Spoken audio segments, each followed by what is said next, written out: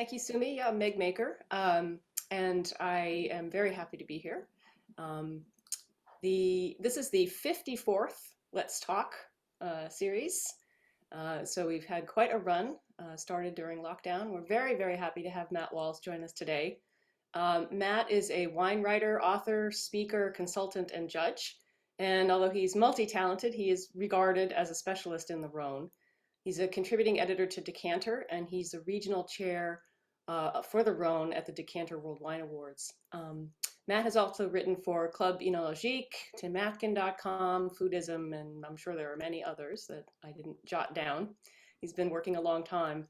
His work has won or been shortlisted for numerous awards, and his first book, Drink Me, won the Fortnum and Mason Food and Drink Award in 2013. So he's author most recently of Wines of the Rhone. It's part of the Classic Wine Library. I think we're all familiar with that series. And it was published in January of 2021. Matt actually relocated his entire family to the Rhone Valley to research and write this book. So that is quite the dedication. It's a comprehensive guide to the region, its terroir, appellations, the wines, producers, and his love for the Rhone is really evident on every page. Matt is kindly offering us a discount on the book to members of this session, and we'll make that information available to you at the end. So today, Matt is going to enlighten us about the 2020 vintage and its superlative white wines of the Rhone. So welcome, Matt. Thank you, Meg. Thanks very much. Thanks for that introduction. Hello, everybody. It's always nice to see a few familiar faces there. So hi, Heather, Vivian, Simon, hi, everybody. Yeah, well, I'm going to share my screen now. So I've put together a little presentation. Where are we? Let's get this going. Now then. Can everybody see that okay? Yeah. Great. Okay. So, yeah, well, thanks for joining me here today. So what we're going to do today is talk about the white wines of the Rhône Valley, why they are deserving of your attention. And what we're going to do is compare the wines of the Northern Rhone, the white wines of the Northern Rhone, and the white wines of the Southern Rhone. So I'm going to run through how the terroir is different, just to give you a quick refresher, comparing the Northern Rhone to the Southern Rhone. Then I'm going to work through the crus of the Northern Rhone, which make white wine, in a little bit more detail, the crus of the Southern Rhone, which make white wine. And then after that, there's loads of appellations in the Southern Rhone. So there's the Rhône Valley, and there's the so-called other Rhône Valley appellations. So I'm going to pick out just a few of those. We don't really have time to do all of them, but I'm going to pick out what I think are some of the most interesting ones, give you a few details on those as well. So, first of all, production of white wine in the Rhône Valley. In terms of volumes, red wines make up 75%, rosé makes up 16%, white wines make up 9%, so the smallest of the three colours, but the amount of white wine that's being produced is increasing. So in 2010, it was 6% of production, in 2015, it was 7%, and now in 2020, it's 9%. So that's kind of going up gradually. And I think a lot of it is to do with improved quality. So for a long time, people really kind of hung their hat on their red wines in the Rhone, particularly in the Southern Rhone. But the quality has been getting better and better, and with improved quality, we're seeing increased demand. A lot of the time when I go down there and I talk to producers who make white wine, often I hear the same thing, increasingly in the Southern Rhone, actually. Often, you know, the white wine that they make, it runs out in a month, in 2 months, in 3 months, it's gone. So I'm hearing about increased demand from a lot of different people. So this is leading to more plantings. And as people are taking white wines more seriously, as they're getting to know how these often kind of relatively esoteric grapes work in different terroirs, that's adding to the quality again. So it's something of a kind of virtuous circle, really. So what I believe is that white Rhones are some of the most fascinating white wines in the world. They are really distinctive terroir wines. with a very long history. And some of these grape varieties, they've been grown in the Rhone Valley for hundreds, if not thousands of years, so a very long history of white wine production. And these are wines which are very food friendly. So often they are quite rich, quite full-bodied. In fact, that's actually one of the drawbacks, I suppose. I mean, not everything about white Rhone is brilliant. For me, if there's one drawback when it comes to white Rhone, is that it's quite difficult to find aperitif style white Rhones, or certainly what we would often consider to be kind of aperitif styles, at least in the UK. So relatively light-bodied, fresh with high acidity, wines that work well by the glass. There is a little bit of that, and we'll touch on a couple of those a little bit later on. But generally speaking, these are quite full-bodied wines which work better on the dinner table than in the bar. A lot of these wines are quite age-worthy, particularly in the Northern Rhone and in Châteauneuf-du-Pape. And for me, on the global stage, these tend to be quite undervalued as well. So a quick comparison of these two regions. So, and they very much are two regions. They're, I mean, they share the river and they share a few grape varieties, but apart from that, the Northern Rhone and the Southern Rhone are very distinct, different regions. So in the Northern Rhone, the percentage of production of all of the wines in the Rhone Valley, just 5% of those wines come from the Northern Rhone. So really, really small percentage. The terrain itself is essentially a long, narrow, steep valley. It is kind of dug into the eastern edge of the Massif Central, and that's essentially the Northern Rhone. It runs from north to south. The soils are relatively straightforward, particularly when it comes to white wine. Most of them are grown on granite. There is some schist and there is some gneiss, but that's particularly right up in the northern pole. And those tend to be more for red wines, for Côte Rôtie, for example. There's a little bit of limestone, particularly in the far south. And that comes into play in one appellation in particular, which is Saint-Péray. But most of the white wines of the Northern Rhone are grown on granite. Climate, continental climate, so cold winters, quite warm summers. And in fact, the past few vintages have been very warm indeed, pretty hot summers actually. And with the white wines of the Northern Rhone, there's just 3 grape varieties: Viognier, Marsanne, and Roussanne.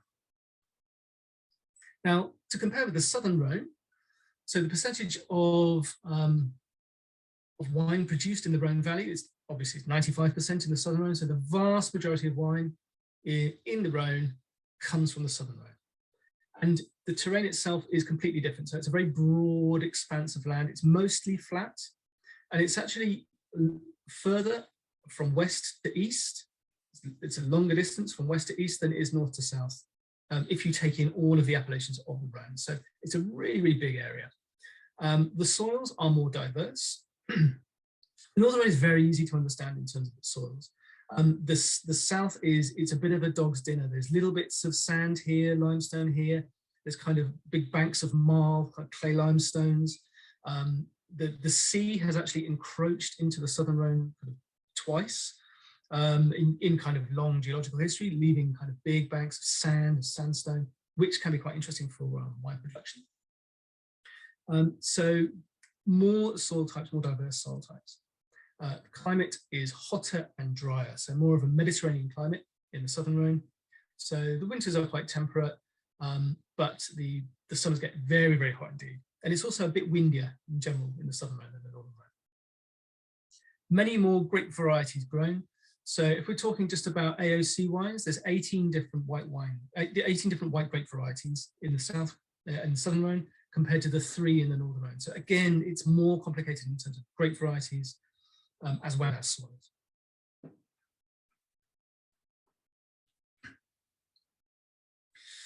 So what that means is that when we're thinking about white wines in particular, in the Northern Rhone, it's a small surface, it's difficult terrain to work, it's very steep, it's often kind of small terraces, and there's a lot of demand for the wines.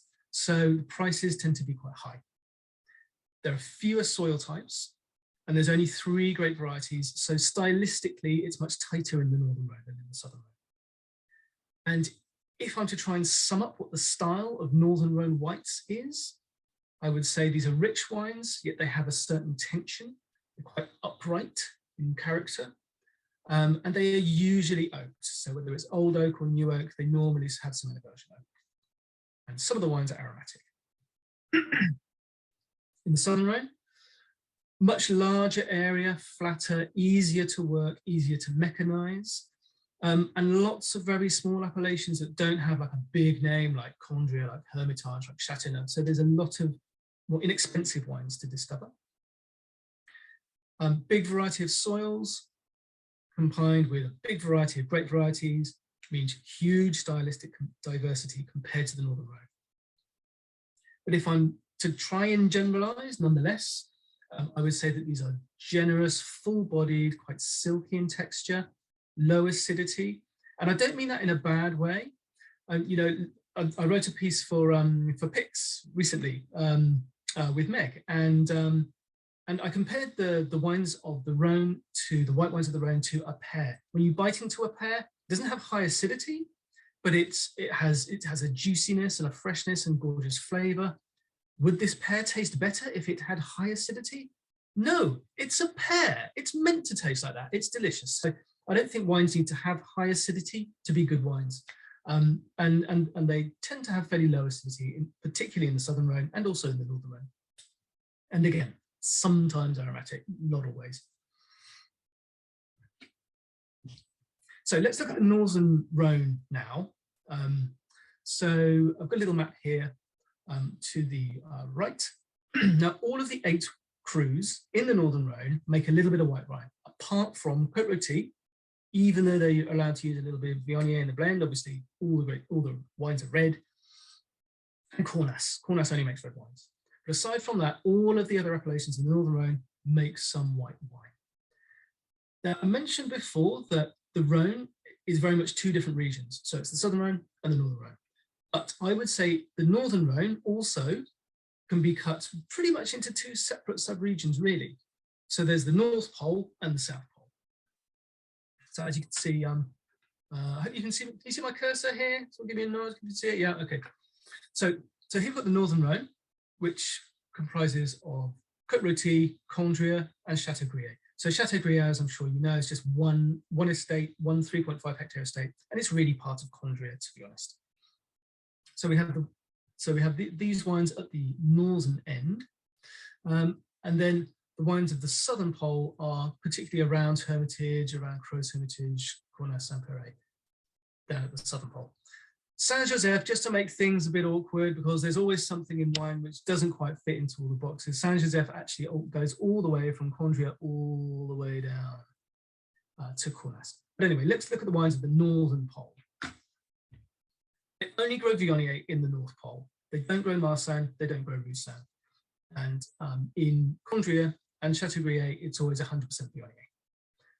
So, you know, talking to you guys, I don't think Viognier really needs a big introduction. I'm sure you know it very well. Very strongly aromatic grape, very full-bodied. The important thing here, particularly when making Condrieu, is getting the picking date right.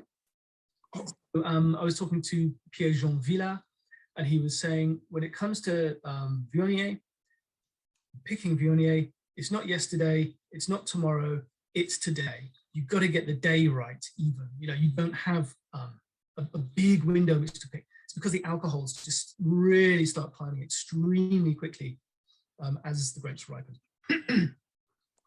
And as I was saying, Condrieu and Châteaubriand, 100% white. And these are largely granite soils. So particularly the original heart of Condrieu, around the village of Condrieu itself, very much granite. And there was an extension that goes down here a little bit, which was in, I think, 1967. I'd have to check, but I think it was about that. And some of these terroirs are a little bit more mixed. So there's granite there's some migmatite, there's a little bit of loess, and some other soils, but it's still mostly granite when we talk about Condrieu. And Châteaubriand is all granite. But what the Viognier seems to pick up from these granite terroirs, and these relatively kind of cool-ish granite terroirs, particularly for Viognier, for ripening Viognier, is they pick up this kind of saline mineral edge from which it derives a lot of its freshness. Now, there's a lot of different ways that you can work with Viognier. There's not just one standard recipe as such. Often it's oaked, but not always. You can ferment and mature in stainless steel if you want to, but it's pretty common to ferment and mature in small oak, normally in barriques, and often with a proportion of new oak. Some people use 100% new oak, like Egal. Some people just use a little bit. Some people don't use any. Most people put the wine through malo to retain acidity. Some people don't. So René Rostang, for example, doesn't put the wine through malo. The Duclos brothers don't put it through malo.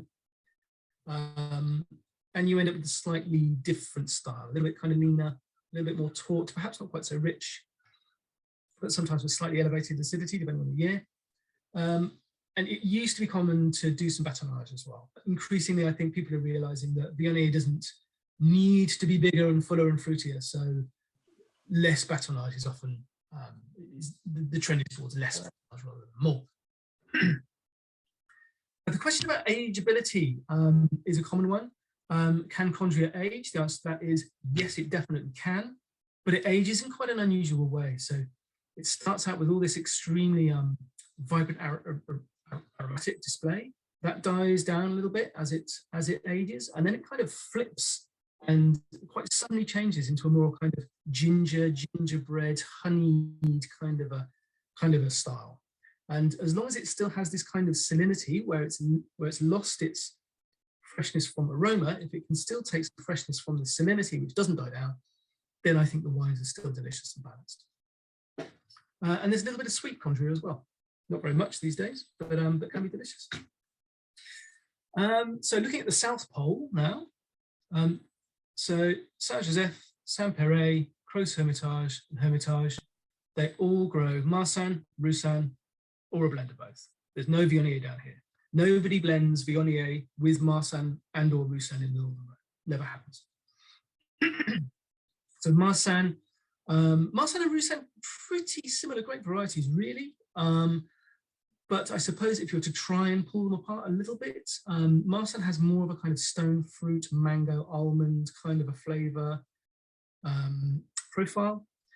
Roussanne for me is a little bit more like pear.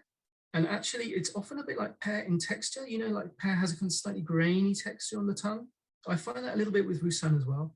And it often is a little bit more honey, a little more honeysuckle. There's much more Marsanne grown than Roussanne. There's about 380 hectares of Marsanne and about 100 hectares of Roussanne in the Northern Rhone. So Marsanne much more popular because it's easier to grow. Roussanne suffers from disease. It also blows over quite a lot. Sometimes you have to tie it up on palissé, has to be, what's the word, trained on wires. And then, and also it doesn't tend to age as well. So Marsanne tends to age a bit more elegantly than Roussanne. But Roussanne can give some lovely complexity in a blend. Pure Roussannes, they do exist. A couple of people make an interesting one. Pierre Gaillard makes an interesting one right in the northern part of Saint-Joseph. But Marsanne tends to be more interesting grape generally in this part of the Rhone.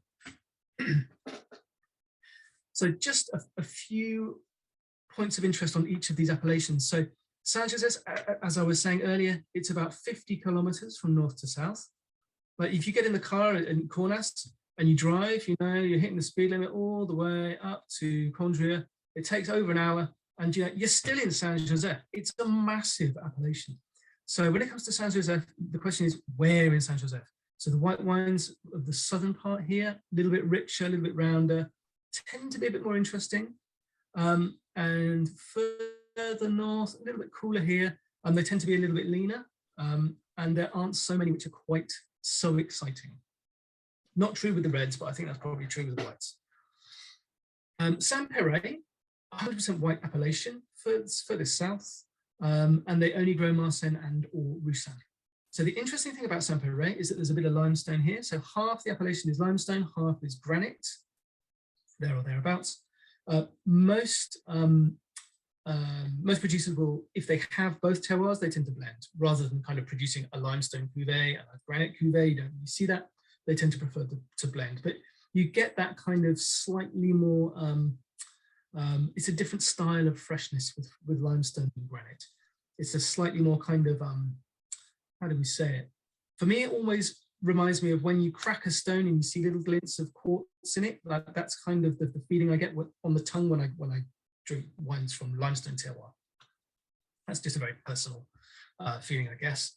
But it gives you a slightly different texture and flavor profile than the wines of, say, Saint Joseph or Creux Hermitage. They tend to be stylistically in Saint-Péray a little bit softer than the wines of, say, Saint Joseph, but can be very good. I've heard Saint-Péray being described as the cru white wine of the Ardèche. And I think in years like 2020, I think that's true. It deserves that kind of status. The wines can be completely brilliant, but you really need a slightly cooler vintage. So 2019, 2018, really hot years. 2020, a bit cooler. The Saint-Pérays are brilliant. So if you see any, definitely check that out. Hermitage. So now we're flipping onto the East Bank. So we have Hermitage here. It's a small appellation, 134 hectares, the size of a large Bordeaux estate. And it's just one enormous, beautiful hill. I should have put a picture on it here for those of you that haven't seen it. It's glorious. Just if you have never seen it, just put it at the end of this and take a look. It's just the most beautiful terroir, perfect south-facing slope.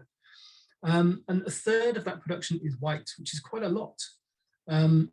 And arguably one of the longest living dry, still white wines in the world. You know, you can pick up white Hermitage from Char, for example, 70s, 80s, still delicious today. And they make a little bit of sweet wine in Hermitage as well, Hermitage Van der Pie. Not many people make it these days, but it can be fabulous and even longer living than the dry wines. Creux Hermitage, there's a bit of Creux Hermitage to the north of Hermitage, which is granite. Most of it is to the south, and it's more like successive terraces of old riverbeds. So it's very stony, a lot of brown clays. They don't make much white wine here, about 10% is white. And they can be kind of interesting, floral, fresh, drinkable, but rarely quite with that same kind of upright, tense character that you find throughout the rest of the Northern Rhone. So moving on to the Southern Rhone, as I was saying, a lot of grapes. I'm not going to work through all of them now because there's too many, but just to look at some of them. So they're ordered here in amount of surface area. So starting with Grenache Blanc. So Grenache Blanc it's an interesting grape to have as the most popular grape in the Southern Rhone because it's not terribly expressive, very broad, can be a bit flabby, can be a bit gloopy. But I always compare it to like if you're having a Sunday lunch for our UK viewers, this might not make a lot of sense for non-UK viewers, but so Sunday lunch in the UK, you have a load of different things. You have potatoes, gravy, you have some meat, you have some vegetables, and maybe Yorkshire pudding or whatever, and everybody has their different kind of favourite part. The Grenache Blanc is the potatoes, right? You've got to have potatoes on your Sunday lunch. It would be weird to have a Sunday lunch without potatoes. It's nobody's favourite bit, but it kind of has to be there as the substrate to hold everything else together. And that's what your Grenache Blanc is in the Southern Rhone. It holds everything else together. A lot of these other grapes that they're too unusual or too particular or too intense in a particular way, or they don't have the right balance on their own, so they need Grenache Blanc to kind of hang off. So you might be surprised to see Muscat à Petit Grain Blanc at number 2, but you're probably thinking, I didn't know they made that much Muscat de Beaune de Venise. They don't. So that's the only reason this is here is because it goes into sparkling wines in Claret de Die. So the wines of the Diois around the village of Die, kind of in between the Southern and Northern Rhone, have been kind of brought into the Rhone family recently. Whether they really are particularly kind of Rhone-like, aside from their grape varieties, is another question. and I'm only going to talk about dry, still wines today. So I don't have time to talk about everything. But in terms of surface area, there's a lot of Muscat grown. Clairette, for me, is the emblematic white grape of the Southern Rhone. It can make fantastic wines, very characterful. When I was living down there, people used to always talk about the freshness of Clairette wines. But when you taste them, don't expect acidity, because they have, if anything, even lower acidity than Grenache. But the freshness that they have is in its beautiful floral, soft floral aroma. And they have this kind of pillowy softness, kind of cushiony softness in the mouth. And despite this low acidity, the wines have amazing aging potential as well. There's one particularly interesting one that I want to draw your attention to, but I'll do that a little bit later on. Viognier, we've already touched on Viognier. Slightly different expression in the Southern Rhone.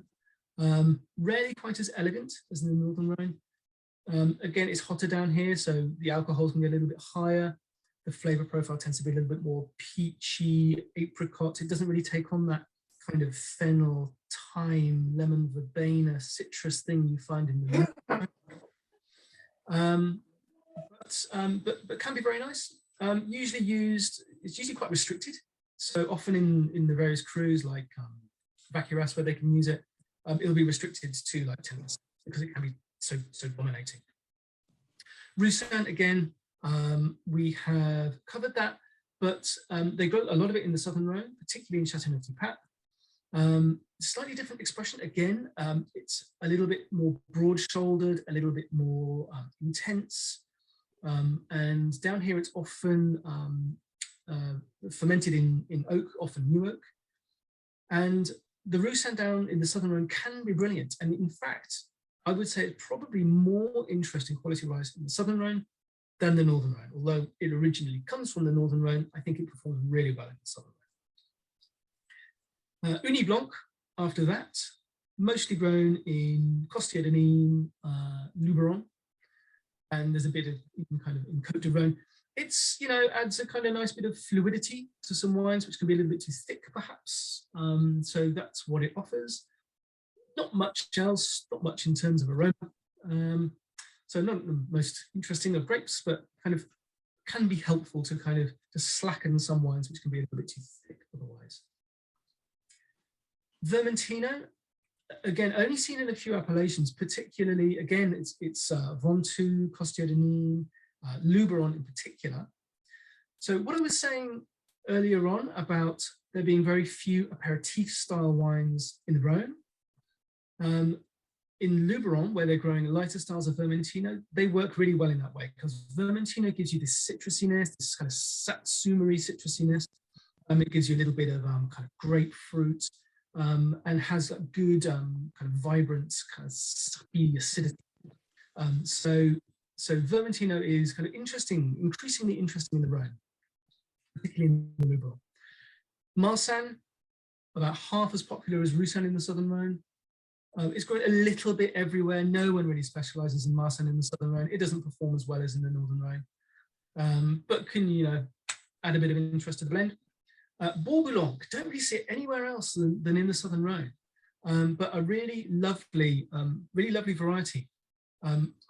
It always retains its acidity. Even if you pick it quite late, it has this lovely kind of salty acidity. It reminds me of a kind of mojito a little bit. It's kind of quite fresh and a little bit salty. Almost always made in a blend. There's one that I know that's made 100% Bourboulon, and that's a Châteauneuf-du-Pape. So Domaine de Saint-Cyprien make 100% Bourboulon, and it's lovely actually. So really useful in the blend, just to add a bit of kind of snap and a bit of acidity. And there's loads of other ones. So other popular ones, Clairette Rose. So it's a natural mutation of Clairette Blanche, Grenache Gris, Picpoul Blanc, Picpoul, I'm sure you know. And actually a little bit of Chardonnay and Aligoté, weirdly. Again, these are in the appellation called Châtillon-en-Diois. And so you see them in this tiny little area. And there's also one called Picardin, So there's a really nice grape called Picardin. It is, again, it's quite fresh. It has good acidity. There's hardly any of it grown. There's about 1.5 hectares. But Guigal just planted another hectare. So he's almost doubling the world's surface of Picardin in 1 year like that. So well done, Philippe Guigal. So as I was saying, a lot of different grapes in the Southern Rhone. So they all they all play their little part. Only 4 crus in the Southern Rhone that make white wine: Châteauneuf-du-Pape, Vacqueyras, Queyran, and Lirac. So all on the east bank in the Vaucluse, apart from Lirac over in the Gard on the west bank. So let's look at all of those in a little bit of detail now. So Châteauneuf-du-Pape Blanc, about 7% of Châteauneuf-du-Pape is white, and they can use 6 different varieties: Grenache Blanc, Clairette, Roussanne, Bourg Blanc, Picpoul Blanc, and Picardin. I put Picpoul Blanc here because in Châteauneuf they also grow Picpoul Noir, they grow Picpoul Gris, but in the white wines they are only allowed to use Picpoul Blanc. It's a huge appellation, 3,200 hectares, so loads of different soil types, loads of different varieties. They can even put in some red grapes if they want to into their white wines, as long as they end up with a white wine. So they can do pretty much whatever they like when it comes to blending different grape varieties. They are usually oaked and they usually go through Malo. And for me, these are wines with great opulence, concentration, and longevity. I had a Domaine de Beaurenard 1986 white a couple of years ago, and it was still absolutely beautiful. And the wines of Claude Pape, for example, I had a 97 a couple of months ago, still absolutely gorgeous. So they do age really well. For me, in many ways, this is like a lost great white wine of the world. I think if you talk about what are the great white wines of the world, obviously Burgundy will be right up there. People will no doubt talk about Chablis, they might talk about Sancerre. But Châteauneuf-du-Pape, for me, some Châteauneuf-du-Papes deserve to be considered among the greatest white wines in the world. I think the white wines of, as I say, Claude Pape, of Beaurenard, of Château de Beaucastel, of Rayas, are amazing wines of huge complexity, so much character. They're big, powerful wines. The wines of Vacqueyras are actually quite similar in some ways. The terroir is a bit different. So you can see on this little picture, it's quite stony, but this is old riverbed. So this isn't the Galets Roulés, which are brought down from the Alps. This is the old riverbed of the Ouvèze and the Aigue. No, it's just the Ouvèze, I think. And it's a big, flat, fairly flat plateau. It's grown near the Dentelle de Montmirail, which really rise up to about 700 meters altitude, but it's not. They don't share that altitude. So fairly low, flat terroir, generally speaking. There's also quite a lot of sand, and often the white wines perform really well on the sand here in Vacqueyras. They have to be a blend, and the permitted grapes are Bourg Blanc, Clairette, Grenache Blanc, Marsanne, Roussanne, and Viognier. And as I was saying, they're quite similar in style to Châteauneuf-du-Pape. They're quite full-bodied, they're quite generous. They don't have the same intensity, the same cut, the same longevity, generally speaking, but they're also significantly less expensive. That you can get really good Vacqueyras whites for 20, 25 pounds a bottle in the UK. And there are some lovely, lovely examples. Domaine de Monardière, who else? Domaine de la Ligière, Song de Caillou. They all make fantastic white wines. So moving now to Queyran. So Queyran is a little bit further east, and what Queyran has is a little bit of altitude. So there's one very large hill, effectively, of clay limestone with a whole load of pebbles. And the eastern half of the hill is Rasteau, the western half of the hill is Queyran. So a lot of it is south-facing, and you get vines going up to 350 meters altitude. And that's the really important point when it comes to the white wines of Queyran. It's this altitude that brings the freshness.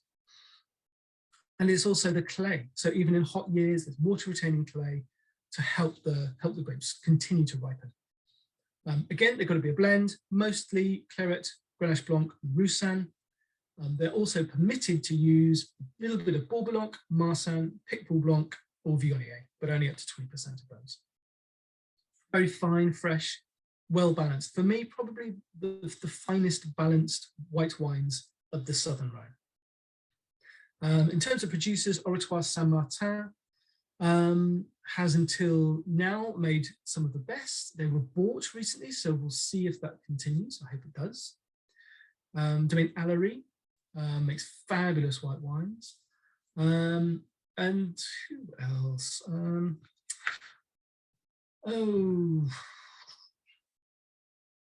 Domaine des Amadeurs, that's the other one.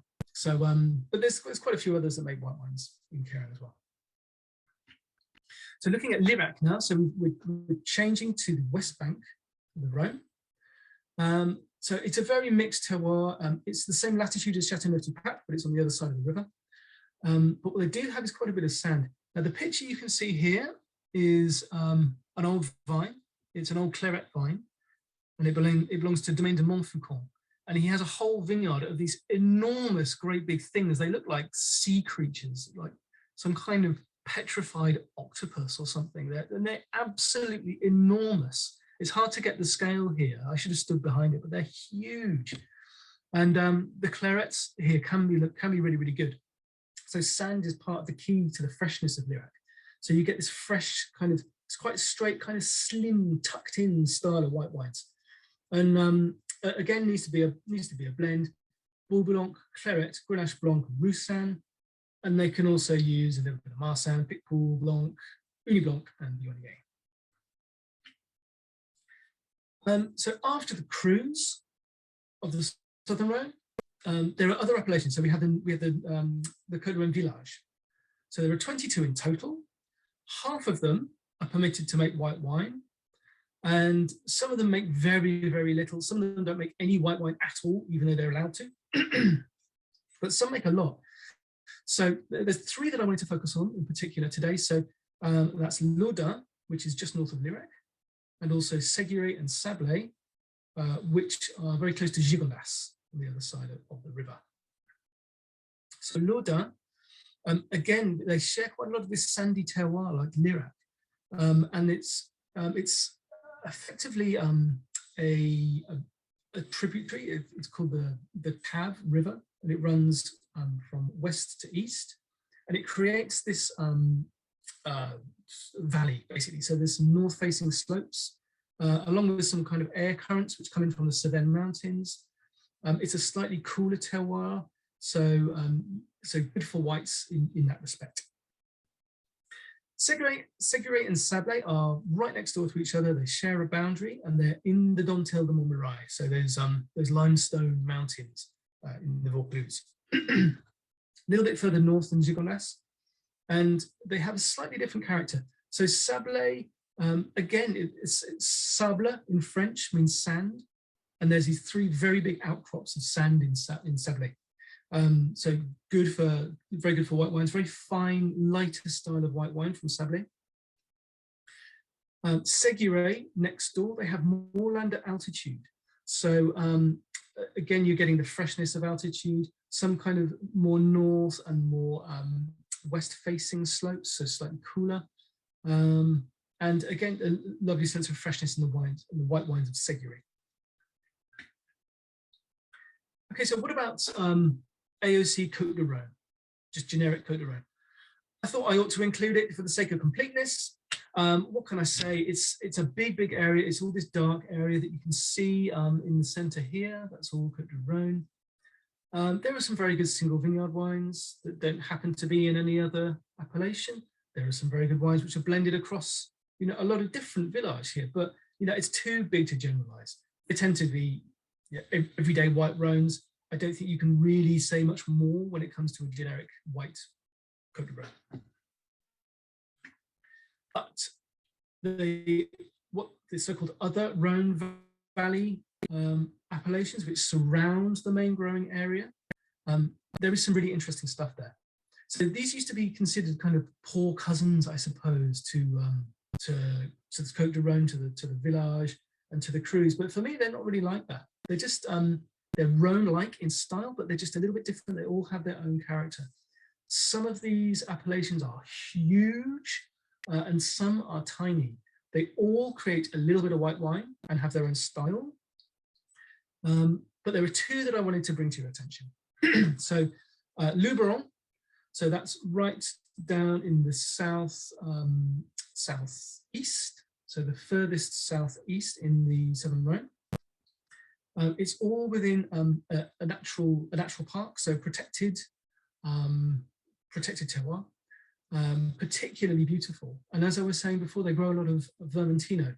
And there's a lot you can do with Vermentino. You can pick quite ripe for a richer style. You can pick quite early if you want more freshness. There's a lot of sand. It's quite mountainous in the Luberon as well. So there's quite a lot of north-facing slopes, which are all things which are going to help build freshness into the wines. So as I was saying before, if you're looking for wines which are a bit more kind of aperitif style, Luberon white is a good place to look. And the other one that I wanted to bring your attention to was Claret de Bellegarde. So again, it's quite far south. So all of this area around Nîmes, all of this is Costières de Nîmes. Bellegarde is one commune within Costières de Nîmes, so it's tiny. And if you make 100% Claret Blanche, and you work by a slightly different rule book, and you're just making wine within this tiny little commune of Bellegarde, you can give it the appellation Claret de Bellegarde. Used to be like an altar wine, I think. And now there are just a few people making it. You can find it in the UK. And I like it a lot. It's peculiar in the way that it has really low acidity, but it has a lovely sense of freshness. And it's also, they can age for 10, 20 years. And, you know, to taste it young, you think, oh, you've got to drink this quick. You know, it's nice and fresh and snappy and kind of complex and delicious. But, you know, if you leave it, it just kind of gains complexity and it's not expensive at all. And so it's a bit of an oddity, but, you know, I mean, if people like us don't talk about these tiny little weird appellations, you know, who will? So I just wanted to include Claret de Bellegarde there. So just to summarize, Northern Rhone, if I'm to pick a couple of words to describe the white wines of the Northern Rhone: intensity, vibrancy. In the Northern Rhone, you've got the North Pole, where they make Viognier, the South Pole, where they make Marsanne and or Roussanne. And you get the strict upright feel from the granite. And in Saint-Péray, at least, you get this bit of limestone freshness too. In the Southern Rhone, a couple of words I would pick: generosity, richness in the white wines. And to Viognier, Marsanne, Roussanne, you've got Grenache Blanc, Clairat, Bourbon, Vermentino. You've got all these different grape varieties which build this kind of very kind of complex picture. And added to that is all the different types of soils, particularly sand and the finesse that you get from sand, the galets roulés, and the kind of big opulent styles that you get from growing in galets roulés and clay. There are 4 crus, each with a different style, but there's loads of other appellations as well. There's the 11 villages that make white wine. There's all the other Rhone Valley appellations. There's the Diwa as well. So there's loads of ones to choose from and explore. Don't discount the minor ones and the small ones, because often that's where the really characterful, interesting stuff can be found. So just to conclude, 2 very different regions with a different style of white wine, but both Southern Rhone whites and Northern Rhone whites are distinctive terroir wines with a long history, very food friendly, often quite age-worthy, particularly in the north, and mostly in Châteauneuf and some clarets in the south. And for me, I think they're really undervalued, delicious wines. So thanks for listening. And if you've got any questions, let me know. Thank you, Matt. That was fantastic. I've read the book and I still learned a lot. Really, really terrific. Sumi, you posted I've got a list of questions in my head. I'm sure others do too, but Sumi, you posted one question. Would you like to ask Matt? Yes, thanks, Matt. Lovely presentation. Fabulous, actually. It's amazing to learn about all the varietals and the appellations as well. So question for you is, how is the water situation in Rhone Valley? It's a very generic question. And are some of the white varietals able to handle the water stress more than the others, and so are thriving and have a future potential? Well, the water situation, I guess we're talking about, well, there's 2 things to talk about, I suppose. There's precipitation that we get naturally.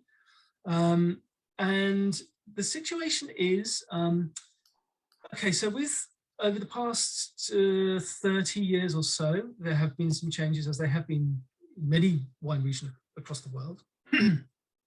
It seems like in most years, it's more or less the same amount of water falling, but it falls at different times. So it falls heavier in the autumn and the winter, and then there's very little during the summer, particularly in the southern Rhone. So this isn't so good for young vines, which need more regular water throughout the season. But for very old vines with very deeper roots, if you're growing wines on clay, for example, which kind of better water retention, not so much of an issue. Then there's irrigation as well. So irrigation increasingly common in the southern Rhone, and supposedly you're only allowed to use it to aid ripening. So you can only use it during a certain part of the growing season. You can't use it towards the end, where it could be used to increase volume. So in theory, you're not allowed to use irrigation to increase volume, just to aid ripening. I don't think everybody think it's a great idea. I think some people can think that it can rub out the effect of terroir to some degree. Other people say that no, that's not true. It doesn't do that, but what it does do is rub out the sense of vintage to a degree. I think it can possibly do a little bit of both, but it depends where. I had an interesting conversation with Daniel Brunier of Domaine de Vieux-Télégraphe, and he is very anti-irrigation.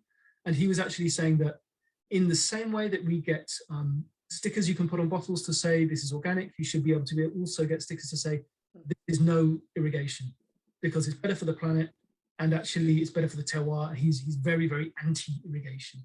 So there are different views. But and just one more question is are there any varietals that are showing a lot more potential to survive with all the changes in the climate? There's so many varietals that you have named. Are there any grapes that are potentially going to do better, in your opinion? It kind of depends. I mean, the good thing about the southern Rhone in particular is that there are so many different types of soils. There is some altitude as well, so you can always move upwards. In certain areas like Ventoux, for example, you can keep going up if you need to. I would say the good thing about Bourboulon is that it retains its acidity. So in terms of the style of wines, that's going to be very useful. People are looking at things like Picpoul Gris, Picpoul, Grenache Gris, because again, they retain their acidity quite well. Viognier, for me, perhaps will become less interesting in the southern Rhone at least. Because for me, I think I prefer the complexity that you get in expression in the northern Rhone already. I don't think anyone would argue that you can make a Condrieu quality white wine from Viognier in the southern Rhone, although there are some very good ones. It never quite reaches that height. And I think as it hots up, if it continues to get hotter and drier in the summer in the southern Rhone, I think Viognier is going to perhaps become a bit less interesting. Okay, thank you very much. Thank you. Richard had a question. Richard, would you like to unmute yourself and ask Matt your question? Yeah, hi Matt. Thanks Hi, for Richard. that. Hi there, great presentation, thank you. My question was just about the négociant presence, I guess, really across both the north and the south. I mean, we all know the names, don't we? Like Igal and Chapoutier and Chave. I just wondered if generally, I mean, these people are big outfits, they've probably got vineyards all over the northern and southern Rhone. Are there any négociant businesses that are doing better in the white wine area?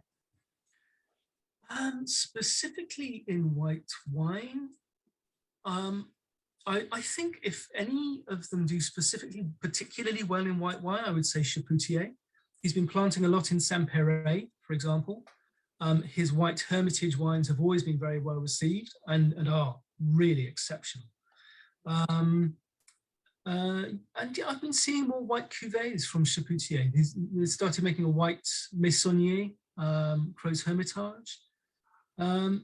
So out of all of the big négociants, I would say Chapoutier probably leads the way in white wines. But increasingly, a lot of small estates are doing a small négoce thing on the side as well. I guess you mentioned Chave actually, which would be a good example. I think their white Saint Joseph and their white Hermitage are both on the Negociant side are both extremely good. And that's in terms of a Negociant, they don't compare to Gigal, but it is on business. And I think we're going to see more, and we are seeing more, just very small scale Negociant businesses going on alongside a lot of kind of medium sized or even small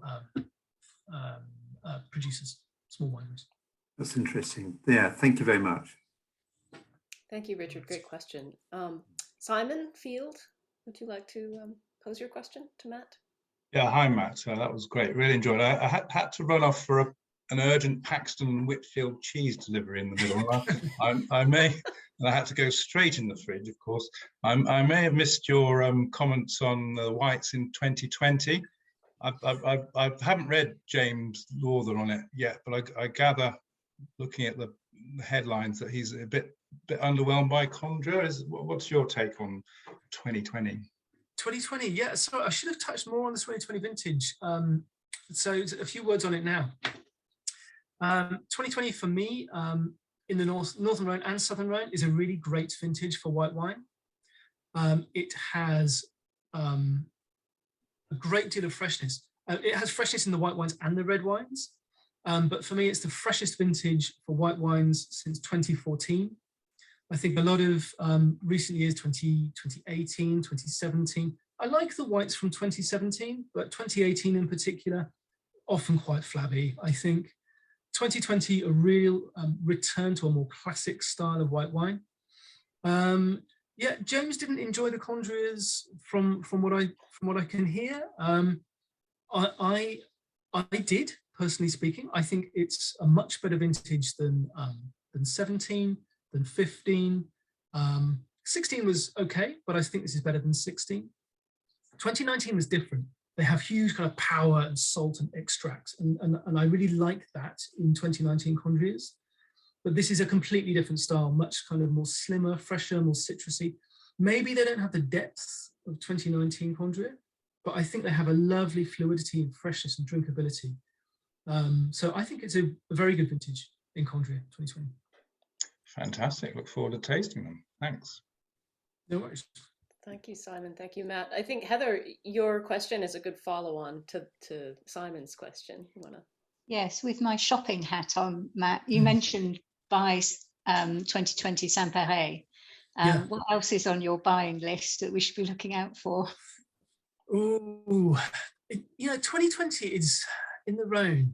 It's a lovely, lovely vintage, and it's really consistent. Stylistically, it's consistent in the north and the south. Sometimes you get a year like 2016, which is very much one thing in the south and very different in the north.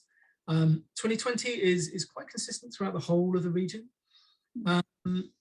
So on my shopping list, so for white wines, do you know what you can if you like? If there's any particular style of white wine that you like in the Rhone, just buy it in 2020, because white wine is delicious throughout the Southern Rhone, throughout the Northern Rhone. If you like white Hermitage, it's more of a kind of it's not like a big, opulent, powerful vintage in white Hermitage. It's a slightly kind of slimmer, more kind of floral mineral style, but very good in that style. And the Condrias, like I said, very drinkable, fluid, not too flabby. Saint Joseph, delicious. I buy a lot of Saint Joseph because for me that's where the value is in the north. Yeah. And certainly white Saint Joseph, delicious this year. Saint-Péray can be pretty inexpensive as well, and so yeah, I would buy Saint-Péray. Northern Rhone, some fantastic Châteauneufs. I think Châteauneuf, it can put people off a little bit when in those big years when it's big and hot and big and fat, and it can be a bit hard to share a bottle like that if there's just two of you, for example. But in 2020, much more fluid, drinkable, fresher styles. So Beaucastel, I would say 2020 is my pick. Okay, great. Thank you. Fantastic. And there's one more question here in the chat. I think that's going to be our last. Trevor, you had a question about food pairings. Yes, Matt. Very interested in your comment about these whites being food friendly. So the question is, any particular foods and with any particular wines? Yeah, well, it's a good question. It depends on the appellation. So one thing that comes to mind immediately is I had a bottle of Gigal's La Dorian Condria 2019 this summer, and it was one of the best food matches I've had all year. I got some just a little brown crabs, just dressed crabs, some of the white meat and the brown meat, and I made a little lemon mayonnaise, fresh mayonnaise with some lemon juice, and that on some little crisp toasts with the 2019 La Dorian, and it was just magic. It was delicious, and I could eat that every day. That's a great food match for me. Condria is more versatile than people think. With roast pork, with a little a herb, a floral herb like marjoram, something like that. It's fantastic. Hermitage, halibuts with a kind of brown butter with capers, something like that. I think it works pretty well with fish. As it gets older, so older hermitage, older Chateauneuf whites, I would say maybe something like a veal chop, maybe with some morel, with a cream sauce, something like that. What about cheeses? Because I mean, for example, Condrieu has a cheese, ricotta or something, isn't it? Exactly, yeah. Yeah, which works very well. So yeah, a Condrieu with goat's cheese, delicious. I think with older white wines, I would go with a slightly older Comte, something like that. Mm-hmm. But yeah, they're pretty versatile, to be honest. For me, they're just very easy wines to match with food. Obviously, we're not talking red meats that have been roasted at high temperatures. You know, that's never going to work with white Rhone. But you know, with pretty much anything else, they're pretty versatile. Thank you. And Dominic just chimed in with just a comment. He says he loves white Rhone, whether northern or southern, especially Chat Beaucastel, Clos de Pape with some age. Dominic, do you want to add to that? Yeah, thanks. Yeah, hi Matt. It's Hi, Dominic. just, you know, when people ask you what's your favorite wine in the world, the only answer I can ever give them is white Rhone, because just the richness, the balance, the finesse, the phenolics, food friendly. I just love them. Yeah, and yeah, I agree wholeheartedly. Yeah. Yeah, and that's it, and the variety within white Rhone as well. So obviously, you know, there's kind of slightly slimmer, slightly tenser styles from the northern Rhone, and the wonderful richness of you know, white Vacqueyras, of white Chateauneuf. Yeah, I'm entirely with you. And the prices of Saint Joseph, you can still get amazing quality Saint Joseph for £20-25. And for me, you know, okay, that's not an everyday kind of price. But as I was saying, you know, really distinctive, delicious terroir wines, age-worthy. So yeah, I'm a big fan, as you can probably tell. Well, I think you've whetted our appetite, Matt, not just for the wines, but also for the foods of the region, which is, just a beautiful region. Thank you so much for speaking with us today.